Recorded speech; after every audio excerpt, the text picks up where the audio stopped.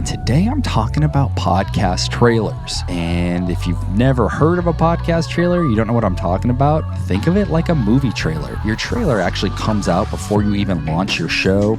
And you can think of it as a way to captivate your audience as a coming attraction. You want to build some buzz, you want to get people excited, but more importantly, you want to, before you launch your actual show, create a trailer that tells the listener who you are and what the show is about. That way they can decide if listening to your podcast is something that they want to do because they've got some information on who you are and what you're going to be talking about and what they hope to get from your show, whether they're hoping to learn something or to laugh or it's about storytelling. It just gives them the chance to listen and decide if they want to keep listening. Who, what, where, when, and why. It also helps build anticipation so that the people that want to keep listening will follow, will subscribe, will start checking you out and be excited for what's to come. So in this episode, I'm going to be talking about what a podcast trailer is, how to create one, and then best practices for using your trailer. The trailer gives you an opportunity to tell your friends and family to get them to rate, review, and follow. That way you have a little bit of an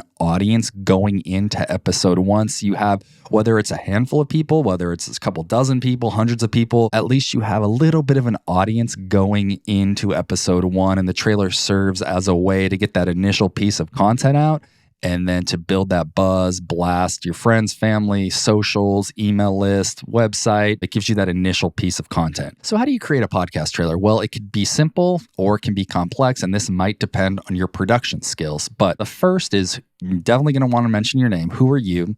Going to want to mention the show's name, and you're going to want to tell the listener why they should care. And there's two formulas that I use, and you don't have to use these exactly, but these are great starting points to help you script out a compelling trailer that kind of answers those questions. And the first is, this is a show about X, and it's interesting because of Y and Z. This is a show about X, and it's interesting because Y and Z. The next formula is, this is a show about X, where I teach you how Y will get you Z results. And that latter, it's more for an educational or informative podcast where you're aiming to teach somebody how to do something. So this is a show about crypto where I teach you how my trading methods will 10x your crypto returns. And I just pulled that out of my ass, but that's an example. I always use the crypto example because it's a super easy one to use. Or this is a show about trading baseball cards where I teach you market trends and insights so that you can create a side hustle from flipping baseball cards. This is a show about podcasting, and it's interesting because I've been working in the podcast industry for the last 8 years, and I can teach you everything you need to know about launching and continuing a successful podcast. So that's an example with kind of my background. But in it, you're going to want to make sure that you include your name, the name of your podcast, and incorporate some kind of variation of those two formulas depending on the type of show that you have and depending on what you think works better for the information that you're trying to get across. Now, how do you create it? Well, you're going to need to script out something to record. I use ChatGPT to help me with a lot of these tasks, but I do find that the best trailers probably come from the heart. And when you're speaking genuinely about, it may come more natural and you may be able to craft something more compelling. However, ChatGPT is a great AI tool to help you kind of outline and structure some ideas and then take the ball and run with it. Okay, so let's talk about length. I think an ideal trailer is a minute to a minute and a half. There's no hard rule on that. It's however long it takes you to get across the information that you want without dragging on or sidestepping too much. You want to keep it focused.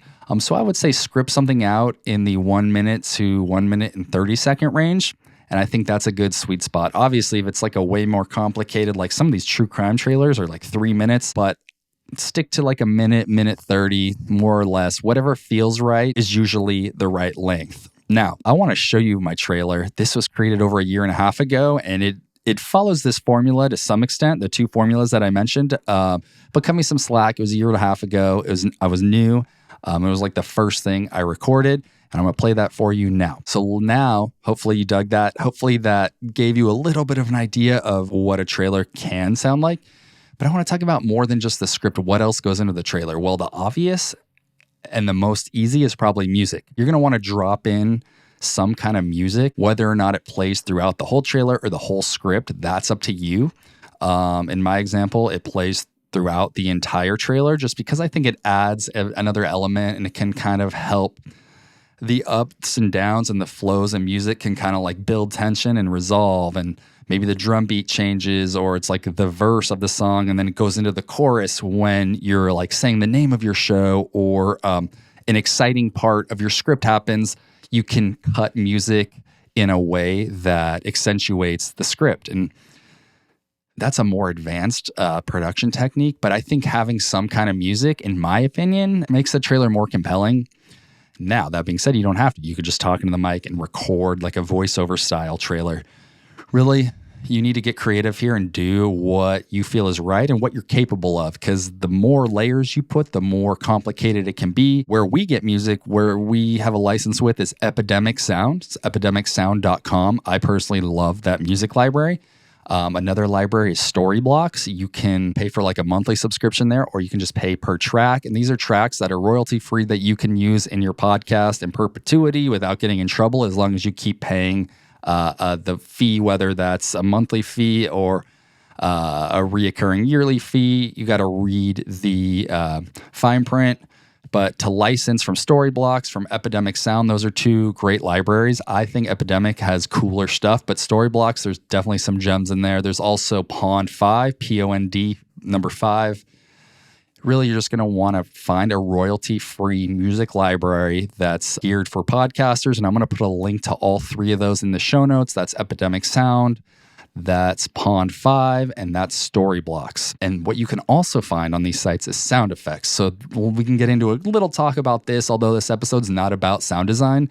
Sound design is one key element of that goes into a podcast trailer. And so this is a more advanced technique, but you can add swooshes, you can add drops. Let's say it's a finance podcast, you could have like the sound of cash registers in the background, or if the sound of like the stock market floor. Let's say your podcast is about like cars and automobiles and classic cars. On these sites, chances are you can find some kind of sound effect that matches like the theme of your show.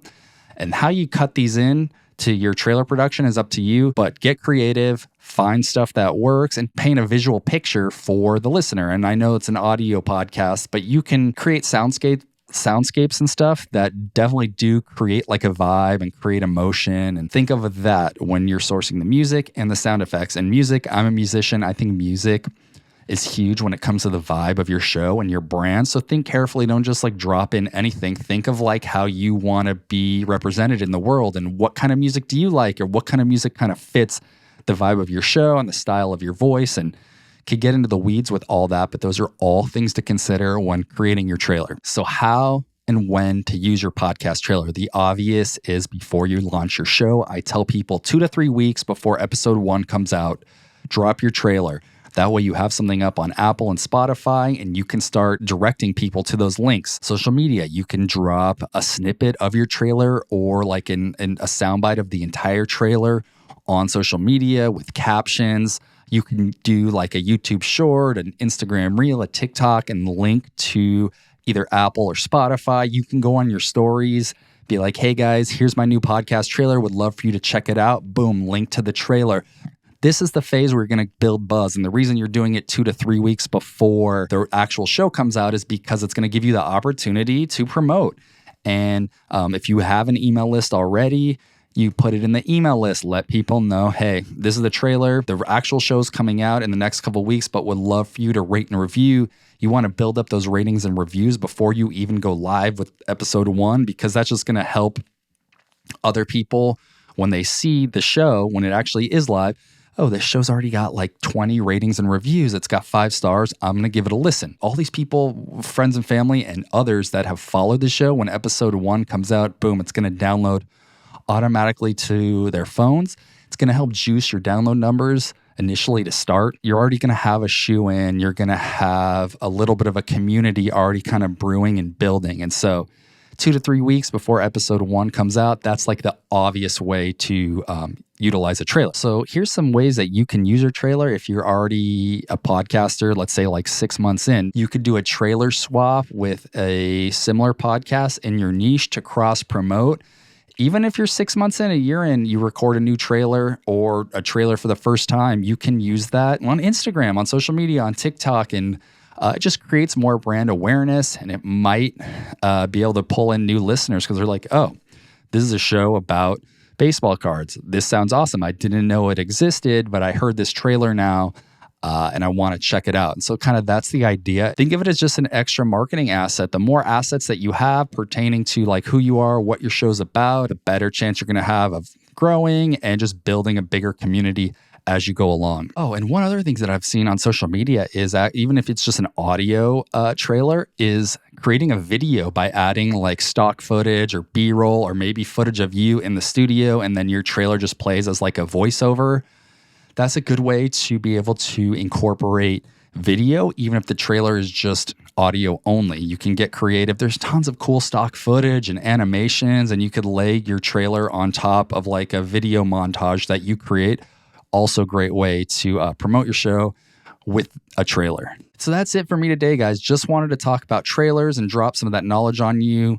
But it's just a multifaceted asset that you can use before you launch and that you can use throughout the duration of your podcast. It's a great marketing asset, and it just reinforces who you are and what your message is and why people should care about your show and what they hope to get from your show. And so if you put that information into a script and you create a trailer, you're going to be able to use it for the entire duration of your podcast. I think you can't go wrong with having a trailer and having assets pertaining to you and your brand and your podcast that are easy to share. I'm out for today. Hope you had a great Thanksgiving. If you're listening to this in real time, Thanksgiving just passed last week. Hopefully it gave you an opportunity to think about what you're thankful for. I like to focus on gratitude because I think when we focus on the things in our life that we are excited about and that we all are grateful that we have, the things, the friendships, the relationships, the pets, whatever it may be, your podcast, when you start to focus on what you have instead of what you don't have, I think that just makes you feel good, and you stop focusing on the negative and you start focusing on the positive, and putting that information out in the universe is always a good thing. What you put out, you get back. So focus on the positive, focus on the gratitude and the things that you're thankful for. That's just my little spiel, but hit me up, guys, thepodcasthaven.com. Fill out the contact form. If you want to work together, if you want to get more information about working together, if you need help with your podcast, if you have questions about your podcast, we do it all. Start, grow, launch, monetize, whatever it is. That's thepodcasthaven.com. Fill out the contact form. My name is Eric. This is Clipped, and keep listening, keep engaging, keep creating. I'm out.